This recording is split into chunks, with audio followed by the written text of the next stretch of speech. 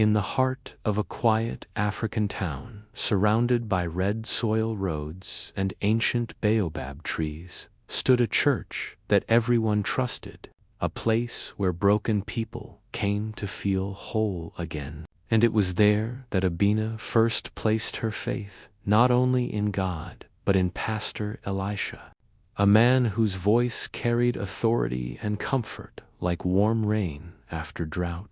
And Abina, a young widow known for her kindness and devotion, had lost her husband 2 years earlier to a sudden illness that left her soul cracked with grief. So when Pastor Elisha visited her home with words of prayer and promises of divine healing for her wounded heart, she believed him without question, because in her culture, pastors were seen as God's chosen messengers, men who spoke truth and could never lead one astray. And Abina began attending private counseling sessions at the church after evening prayers, where the pastor spoke softly about faith, destiny, and sacrifice, often telling her that God had revealed special things about her life that only he could interpret. And at first his words brought comfort, but slowly they began to confuse her, as he insisted that her blessings were blocked by spiritual enemies who envied her future, enemies who could only be defeated through secret prayers conducted late at night, far from curious eyes. And Abina noticed how his tone changed during these sessions, how his eyes lingered too long, and how his prayers felt less about God and more about control. Yet she silenced her doubts, because questioning a pastor felt like questioning God himself. And in the village, people spoke highly of Pastor Elisha, praising his miracles, his new car, and the way influential leaders bowed before him. So Abina convinced herself that her discomfort was simply fear leaving her body, just as he said, but whispers had already begun circulating among the women of the church. Hushed conversations that stopped when Abina approached. Stories of young women who grew distant from their families after becoming close to the pastor. Women who left the church suddenly or moved away without explanation. And one evening, as Abina waited alone in the dark church hall for another special prayer, a cold realization crept into her heart that something was terribly wrong, because true faith never demanded silence, secrecy, or fear. And as the church door closed behind Pastor Elisha that night, Abina felt trapped between her belief and her instinct, unaware that the choice she was about to make would expose a truth that would shake the entire town and test the meaning of trust, faith, and courage. The days following that night weighed heavily on Abina's spirit, as if an invisible hand pressed against her chest whenever she thought of the church. Yet she continued attending services because, in her town, absence invited suspicion, and suspicion invited judgment, and Pastor Elisha noticed her silence immediately, calling her aside after Sunday worship with a smile that felt rehearsed, reminding her that spiritual growth often came with discomfort and that the devil always attacked those chosen for greatness. Words that stirred fear rather than peace, and he urged her to attend another late-night prayer, insisting it was the final step before her breakthrough. But this time Abina hesitated, her instincts louder than his voice, though she nodded out of habit and respect. And that night, as she walked home under a sky heavy with stars, she remembered her mother's teachings about wisdom and discernment, lessons she had buried beneath grief and blind faith. And for the first time she wondered why a servant of God would need secrecy to perform holy acts, why prayers required isolation instead of light. And these questions followed her into sleep, where dreams of locked doors and muffled cries haunted her rest. And the next day she sought comfort from Amma, an older woman in the church, known for her quiet strength. But Amma's face tightened when Abina mentioned the private prayers, and after a long silence, she warned her gently that not every man who stood at the altar stood with God, revealing that years earlier her niece had fallen into despair after similar counseling, leaving the village without explanation. And fear flooded Abina's heart as pieces began to fit together. Yet fear battled with guilt, because exposing a pastor could destroy the church and brand her as a liar, a temptress, or worse. And when evening came and the church bell rang for prayers, Abina stayed home, trembling, but Pastor Elisha arrived at her door unannounced, his calm mask cracking as he accused her of disobedience and spiritual rebellion, declaring that her refusal endangered not only her soul, but the destiny of her unborn future children. Words that felt like chains tightening around her mind. And he prayed loudly in her living room, commanding spirits to leave her, his voice rising until neighbors began to listen outside, forcing Abena to bow her head in shame. Yet, in that moment of humiliation, something inside her broke free, and she realized that God could not exist in fear, manipulation, or threats. And after the pastor left, she wept not for herself, but for the many women before her who had remained silent. And gathering her courage, she visited the local women's council, a group respected for settling serious matters, where she shared everything with a shaking voice, expecting disbelief. But instead she found listening ears and grim expressions, because other complaints had surfaced quietly over the years without proof, and Abina's testimony ignited a long-suppressed truth. And as night fell, she understood that speaking out had already changed her life forever. Because even if the town turned against her, she could no longer return to ignorance. And somewhere deep within, she felt a fragile but growing strength, the kind born when fear finally meets truth. By the time dawn broke over the village, Abina's name had begun to move from mouth to mouth like smoke carried by the wind, twisting and changing shape as it traveled, because truth spoken by a woman against a powerful man rarely remains untouched. And by mid-morning some called her brave, while others whispered that grief had made her unstable. Yet the Women's Council acted swiftly, summoning Pastor Elisha for questioning. And when he arrived, he wore his familiar calm, carrying a worn Bible and speaking in Proverbs, insisting that Abina was under spiritual attack and seeking attention. But his confidence faltered as more women were called forward, each sharing fragments of similar experiences: late-night prayers, warnings of curses, demands for secrecy, and lives quietly ruined until the room grew heavy with a truth too large to deny.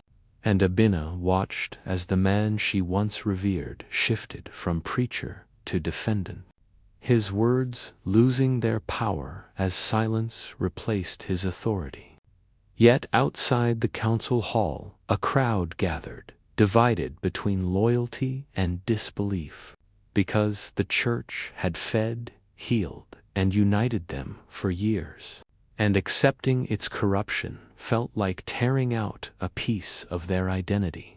And when the elders announced that the matter would be taken beyond the village to regional authorities, outrage erupted, with some accusing Abina of destroying God's work and others demanding justice. And stones of accusation fell hardest on her, as neighbors avoided her gaze and former friends crossed the road to avoid greeting her. But in that loneliness, Abina discovered an unexpected peace, because she had chosen truth over comfort. And even when Pastor Elisha was suspended from preaching, his supporters painted him as a victim of jealousy and false testimony, spreading rumors that Abina had tempted him. And one night, hateful words were scratched onto her door, warnings to leave before worse followed, yet she refused to run, drawing strength from the women who now stood beside her, women who had found their voices through her courage. And as investigations deepened, financial records surfaced showing donations used for personal gain, along with testimonies from nearby towns echoing the same pattern. And the image of Pastor Elisha as a holy man began to crumble beyond repair. But the process was slow and painful, stretching Abina's endurance as weeks turned into months. And when authorities finally took the pastor into custody, the village did not celebrate, because victory born from betrayal carries no joy, only sober reflection.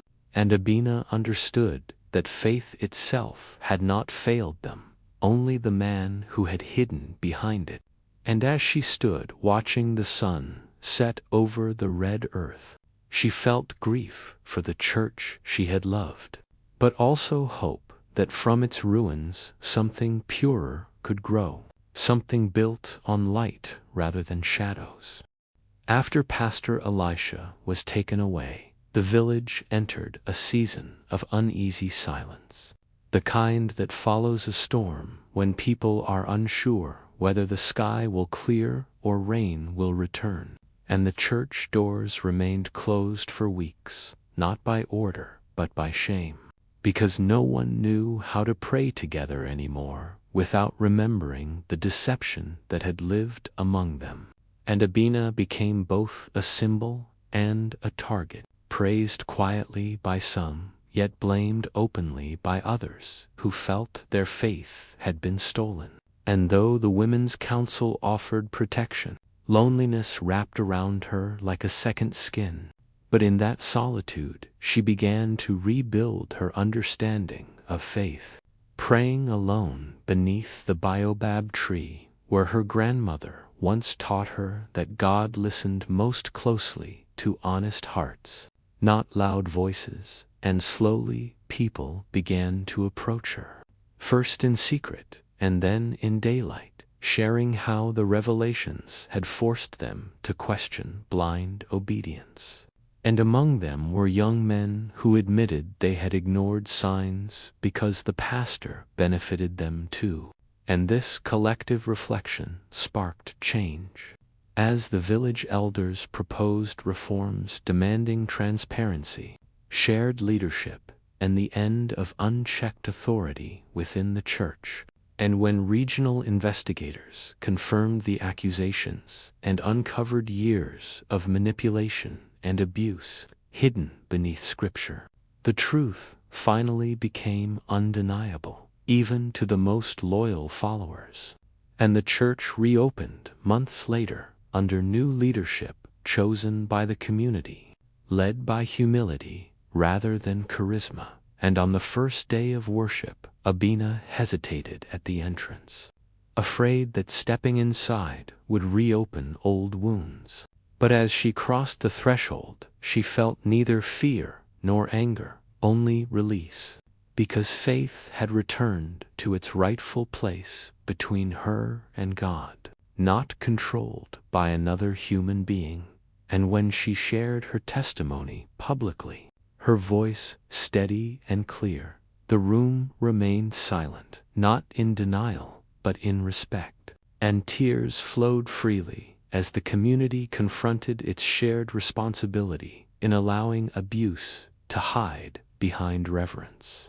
And in that moment, Abina understood that healing was not the erasing of pain, but the courage to face it together. And though scars remained, they now served as reminders that trust must be earned, not demanded, and that true spirituality thrives in truth, accountability, and compassion. Years later, the story of what happened in Abina's village was no longer told in whispers but in lessons, passed from mothers to daughters and elders to youth, not to breed fear but wisdom, and Abina herself had grown into a quiet leader, never seeking a title yet trusted because her strength had been proven through sacrifice rather than ambition. And she helped establish safe spaces where people could speak freely about faith, doubt, and boundaries, ensuring that no single voice ever ruled without accountability again. And the church, once a symbol of blind devotion, became a place of shared responsibility where questions were welcomed and authority was balanced by transparency. And when Abina married again, she did so with prayer, guided by discernment, teaching her children that God's voice never contradicts peace, dignity, or truth. And sometimes visitors came asking to meet the woman who had exposed a powerful pastor, expecting anger or pride, but they found instead a gentle spirit who spoke more about healing than betrayal, reminding them that evil often survives not because it is strong, but because good people stay silent. And on quiet evenings, Abina still sat beneath the baobab tree, listening to the wind move through its branches like ancestral whispers, grateful not for the pain she endured, but for the courage it unlocked. Because through her suffering, the village learned that faith must never be surrendered blindly, that trust must walk hand in hand with wisdom, and that God does not hide in darkness or demand secrecy. And as the sun set over the red earth, casting long golden shadows across a healed community, Abina's story stood as a living reminder that truth, once spoken, has a way of setting not just one soul free, but an entire people. And that is why her tale endured, not as a scandal, but as a testimony that something was wrong, and someone was brave enough to say it.